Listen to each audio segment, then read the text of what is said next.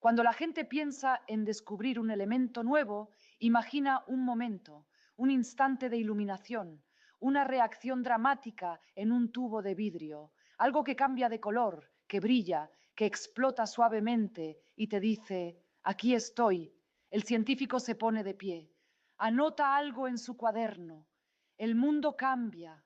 Así no fue. El descubrimiento del radio no fue un momento, fue 4 años. 4 años de trabajo físico en condiciones que hoy serían completamente inaceptables en cualquier laboratorio del mundo, toneladas de mineral procesado a mano, ácidos que quemaban la piel, vapor tóxico sin ventilación adecuada, síntomas que no tenían nombre todavía porque nadie entendía todavía qué los causaba, y una negativa absoluta de mi parte, de parte de Pierre, a aceptar que los datos estaban equivocados cuando todos los demás asumían que lo estaban.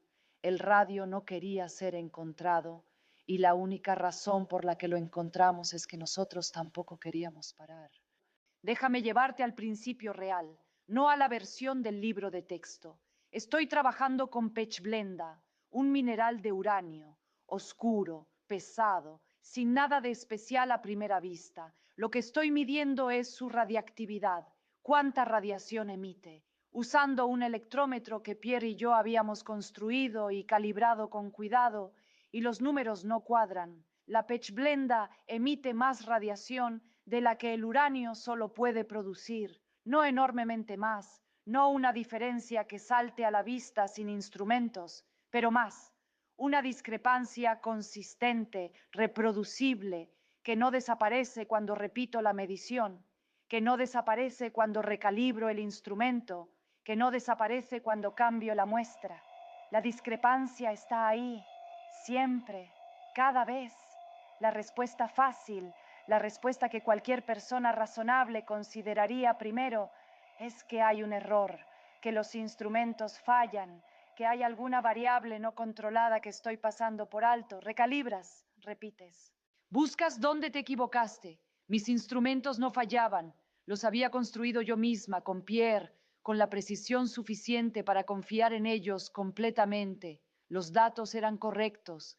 El problema era que nadie más quería aceptar lo que significaban, incluidas las partes de mi propio cerebro que preferían la explicación más simple.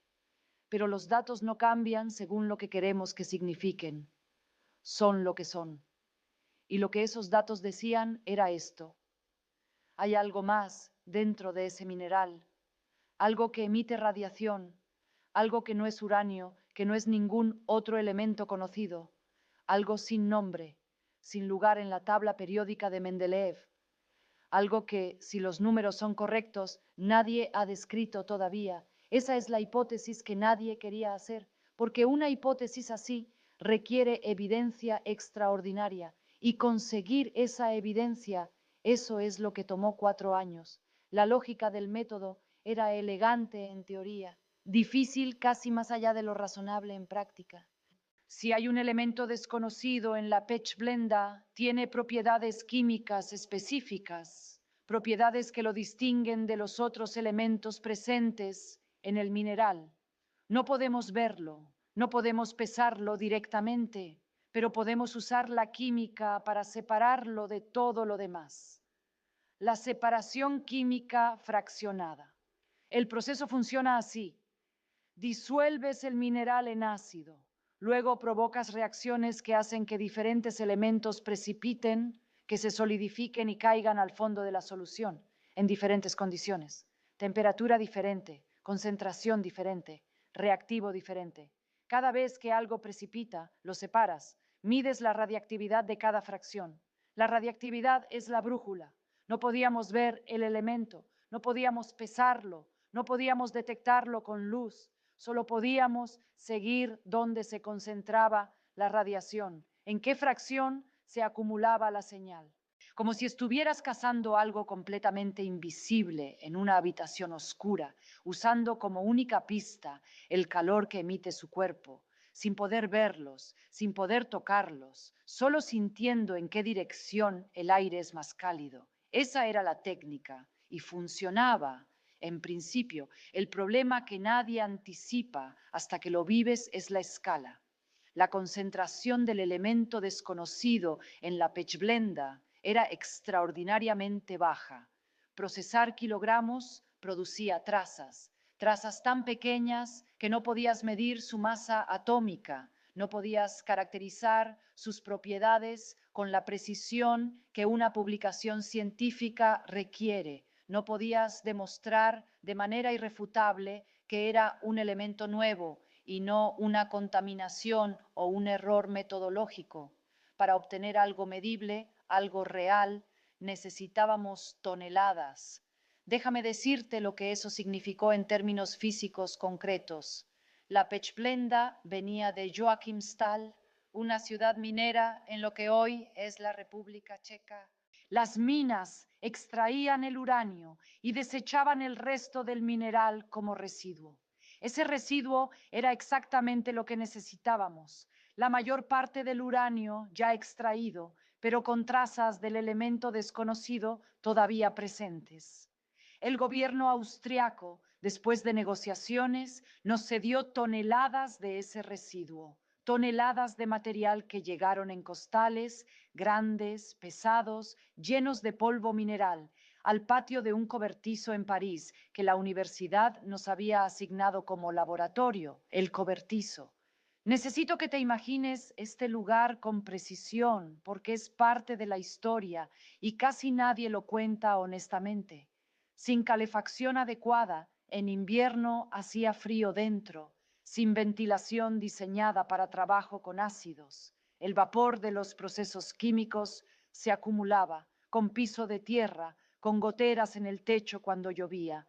El químico Wilhelm Ostwald, un científico de reputación internacional que nos visitó durante ese periodo, lo describió como una mezcla entre un establo y una bodega de papas. Eso no es exageración. Eso es lo que un observador externo, sin razón para embellecer ni para criticar, vio cuando entró. En ese espacio, Pierre y yo procesábamos el material físicamente, levantando costales, mezclando mineral con ácido en recipientes grandes, hirviendo soluciones durante horas, filtrando, separando, midiendo, repitiendo, durante horas cada día, durante meses, durante años. ¿Cuánto radio producía todo ese trabajo? Procesamos más de 1 tonelada de residuo de pechblenda para obtener un decigramo de cloruro de radio suficientemente puro para medir su masa atómica. Un decigramo, la 10ª parte de un gramo, de 1 tonelada de mineral. El radio representaba aproximadamente 1 parte por millón del mineral original, 1 millón de partes de roca para obtener 1 parte de lo que buscábamos. Y durante todo ese proceso, durante todos esos meses de trabajo físico en ese cobertizo, la pregunta que cualquier persona razonable haría es la siguiente: ¿cómo sabías que lo tenías? Si no podías verlo, si no podías pesarlo en las primeras etapas, si era invisible, ¿cómo sabías que ibas en la dirección correcta y no persiguiendo un fantasma? La respuesta son 2 instrumentos, y la historia de cómo cada uno contribuyó dice algo importante sobre lo que significa confirmar que algo existe. El primero es el electrómetro, el instrumento que Pierre había pasado años perfeccionando antes de que empezáramos este trabajo. Medía con precisión la ionización del aire producida por la radiación. Cuando una muestra emite partículas alfa o beta, esas partículas arrancan electrones de las moléculas del aire circundante, creando una corriente eléctrica detectable. El electrómetro medía esa corriente. A medida que nuestras fracciones se concentraban, a medida que el proceso de separación química iba acumulando el elemento desconocido en fracciones cada vez más pequeñas, la señal del electrómetro aumentaba consistentemente en cada ciclo de separación. Eso significaba que el elemento desconocido se estaba concentrando también, que lo estábamos siguiendo en la dirección correcta.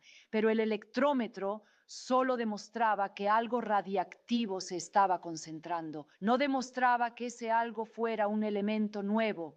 podría haber sido una concentración inusual de uranio o de torio o de alguna combinación de elementos ya conocidos. Para eso estaba el espectroscopio. Cuando calientas un elemento, cuando lo llevas a temperatura suficientemente alta para que emita luz, esa luz, al pasar por un prisma, se separa en líneas de color específicas, no un arco iris continuo, líneas discretas en posiciones exactas del espectro. Cada elemento tiene su propio patrón de línea, una huella digital de luz única, reproducible, que no puede confundirse con otro elemento si los instrumentos son suficientemente precisos. En 1898, cuando logramos concentrar suficiente material para hacer el análisis espectroscópico, el instrumento mostró líneas que no correspondían a nada, no al uranio, no al torio, no al bismuto, no al bario, no a ninguno de los otros elementos presentes en la pechblenda, líneas nuevas, en posiciones que nadie había registrado antes, inconfundibles. Ese fue el momento, no una reacción dramática, no un cambio de color, no una explosión, el espectroscopio mostrando líneas que no deberían estar ahí. Eso era la prueba. Algo nuevo existía y lo habíamos encontrado, pero aquí está la distinción que necesito hacer explícita, porque es una distinción que importa mucho en ciencia y que la historia popular casi siempre colapsa. Detectar la presencia de algo y aislarlo en forma pura son dos cosas completamente diferentes. En julio de 1898 publicamos el anuncio del polonio. En diciembre de 1898, el del radio. Esos anuncios decían: hay evidencia espectroscópica de la existencia de estos elementos. La evidencia es sólida. Creemos que son elementos nuevos. Aislar radio puro, obtener una muestra de metal radio puro con masa atómica medida con precisión, sin contaminación, en cantidad suficiente para caracterizar sus propiedades físicas completamente. Eso tomó hasta 1902, 4 años más después del primer anuncio, 4 años más de ese cobertizo, esos ácidos, esas toneladas de mineral. Ahora necesito hablar de Pierre, porque la historia que se cuenta sobre él y sobre mí tiende a irse a uno de dos extremos. O se romantiza la colaboración hasta volverla una historia de amor más que una historia científica, o se minimiza su contribución para enfatizar la mía en respuesta a años en que pasó exactamente lo contrario. Ninguno de los dos extremos es honesto. Pierre Curie, cuando empezamos este trabajo, tenía su propia investigación, trabajo sobre cristalografía y propiedades magnéticas que le había dado reconocimiento internacional antes de que yo llegara a París. Era un físico con reputación establecida, con proyectos propios, con preguntas propias que quería responder.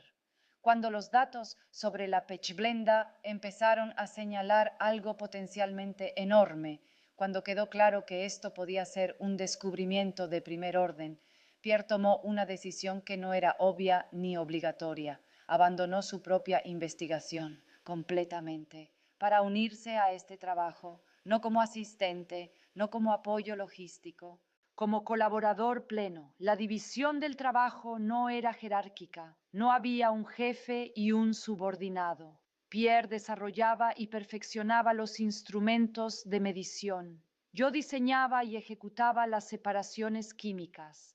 Cada uno traía habilidades que el otro no tenía en el mismo grado. Pierre era mejor físico experimental que yo en ciertos aspectos. Su intuición para diseñar instrumentos de precisión era excepcional. Yo era más sistemática en la química, en diseñar protocolos de separación, en rastrear variables, en mantener la disciplina de repetir ciclos que producían resultados incrementales en lugar de dramáticos. Ninguno de los dos hubiera llegado al radio solo, no en el tiempo en que llegamos juntos. Eso no disminuye nada. Al contrario, lo hace más real. La imagen del genio solitario que descubre algo en soledad es casi siempre una simplificación. La ciencia real es casi siempre más complicada, más colaborativa, más humana que eso. Y ahora necesito contarte algo que durante mucho tiempo no supe completamente y que cuando lo entendí, entendí también por qué hay cosas que solo puedes saber después.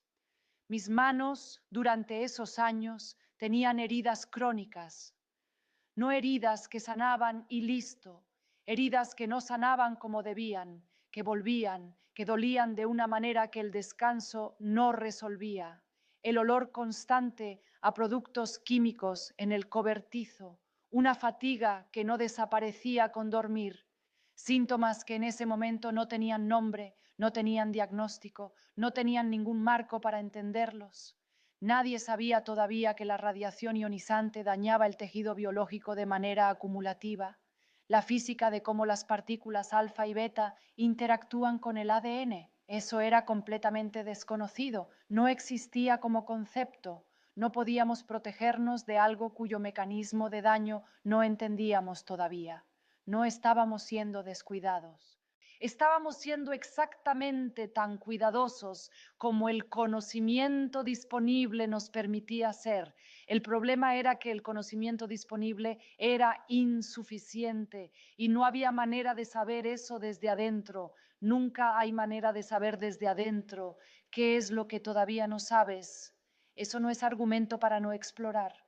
Si hubiera sabido el costo completo de antemano, habría tomado precauciones diferentes, habría trabajado de maneras diferentes, pero no habría parado. No podría haber parado. Los datos decían que algo estaba ahí. Cuando estás en el borde del conocimiento, cuando estás haciendo preguntas que nadie ha hecho antes con los instrumentos con que las estás haciendo, el costo de explorar esa frontera no se puede calcular completamente hasta después. Eso es verdad para la física nuclear. Es verdad para cualquier área donde el conocimiento está genuinamente avanzando hacia territorio nuevo. La humildad que eso requiere, la honestidad de decir que probablemente hay cosas que no sabemos sobre lo que estamos haciendo ahora que entenderemos mejor después, esa es quizás la actitud más importante que puede tener alguien que trabaja en la frontera de cualquier campo. Déjame terminar con algo que he pensado muchas veces desde entonces. El radio no era nuevo en el universo cuando lo encontramos. Llevaba existiendo desde la formación de la Tierra, produciéndose continuamente en la cadena de desintegración del uranio, destruyéndose continuamente a medida que se transforma en el siguiente eslabón de esa cadena. Había radio en esa pechblenda antes de que existiera la vida en la Tierra. Había radio en ella mucho antes de que existiera alguien capaz de hacerse la pregunta de qué contenía. Lo nuevo, en 1898, era que los humanos lo supimos. Esa diferencia entre existir y ser conocido es donde vive toda la ciencia. El universo no necesita ser entendido para funcionar. Las leyes físicas no requieren un observador. El radio se desintegraba en ese mineral con perfecta indiferencia a si alguien lo sabía o no. Pero nosotros sí necesitamos entender esa necesidad, esa incapacidad de dejar una anomalía sin resolver, de aceptar que algo no cuadra y seguir adelante. Es lo que produjo el radio como conocimiento humano, no solo como hecho físico, y lo que el proceso de aislamiento reveló que iba mucho más allá del radio mismo fue esto: demostrar que la radiactividad era una propiedad del átomo individual, no de reacciones entre átomos, no de propiedades de una sustancia en masa. Fue la primera evidencia experimental sólida de que el átomo tenía estructura interna, de que había algo adentro del átomo que podía cambiar, que podía emitir, que podía transformarse. El radio fue la llave que abrió la física nuclear. No porque alguien lo planeara así, sino porque seguir una anomalía con suficiente honestidad y suficiente terquedad llevó a un lugar que ningún mapa existente mostraba. Lo que sigue sin respuesta completa, y esto es importante decirlo, es por qué el radio tiene exactamente las propiedades que tiene, por qué su vida media es de 1600 años y no de otro número. ¿Por qué la cadena del uranio produce exactamente estos elementos intermedios? Las ecuaciones lo describen con precisión, pero la razón profunda detrás de esos números específicos, la explicación que satisface no solo el cálculo, sino la comprensión, sigue siendo más difícil de articular completamente de lo que parece. Nombrar algo no es entenderlo. Describir el mecanismo no es explicar por qué ese mecanismo existe con esos parámetros y no con otros. Esa distinción entre descripción y comprensión es donde la física sigue trabajando hoy. Encontré el radio, pero el radio me encontró a mí también. Me mostró que debajo de cada respuesta hay una estructura más profunda esperando ser vista, no porque la naturaleza lo oculte deliberadamente, sino porque cada herramienta que construimos para ver más revela cuánto más hay para ver. El espectroscopio mostró líneas nuevas y esas líneas abrieron décadas de preguntas nuevas. El electrómetro midió ionización y esa medición llevó a entender la radiación ionizante, que llevó a la física nuclear, que llevó al modelo cuántico del átomo. Cada respuesta es también un mapa de lo que todavía no entendemos. Eso no es frustrante, es la definición exacta de por qué vale la pena hacer ciencia.